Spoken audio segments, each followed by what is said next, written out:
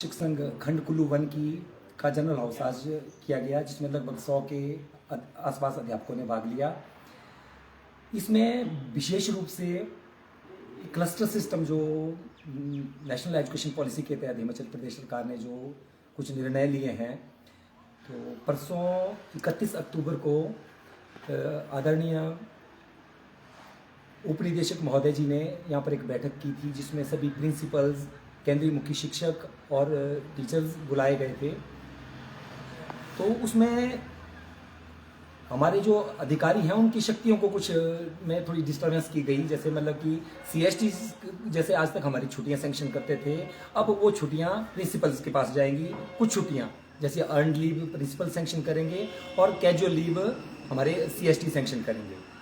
तो उसमें कुछ विसंगतियां हैं। जैसे उन्होंने बताया कि हमारी अर्नड लीव जो है प्रिंसिपल सैंक्शन करेंगे, जबकि हमारी सर्विस बुक्स जो है वो बीओ हमारे खंड प्राथमिक शिक्षा अधिकारी जी के पास रहेंगी, जिसमें छुट्टियों के का रिकॉर्ड रखा होता है। मतलब कि बिना सर्विस बुक के हमारे प्रिंसिपल हमारी छुट्टियां, उनको क्या मालूम है कि हमारे पास कितनी छुट्टियां बची हैं और कितनी छुट्टियां हमें दी जाएंगी। तो ऐसी बहुत सी विसंगतियां हैं। उसमें हमारा जो प्रमोशन चैनल है उसको भी डिस्टर्ब करने की बात कही गई है। मतलब कि तो हमारा यूनियन उसका बिल्कुल खंडन करती है कि इस सिस्टम को तुरंत प्रभाव से जो है बंद किया जाए, क्योंकि हमारे पास कुल्लू 2 में एक सेंटर स्कूल है।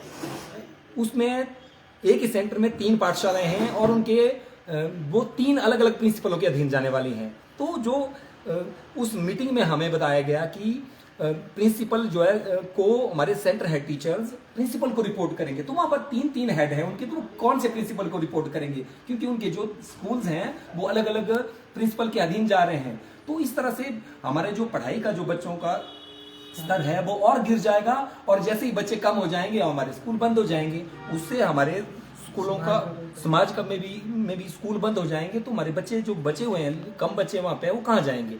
तो इस तरह से जो है हमारी यूनियन जो है इस चीज का भरसक विरोध करती है। उसके बाद हमारे स्कूलों में दाखिला करने के लिए, सरकारी स्कूलों में दाखिला करने के लिए सरकार ने शर्त रखी है कि वो 31 मार्च को 6 साल का कंप्लीट बच्चा होना चाहिए। तो हमारे पास इस बार भी कुछ बच्चे, मेरे अपने स्कूल में बच्चे आए, लेकिन हमने उनको मना कर दिया, क्योंकि आपके बच्चे 2 महीने के बाद 6 साल के होंगे, यानी कि वो मई या जून में 6 साल के होने वाले थे।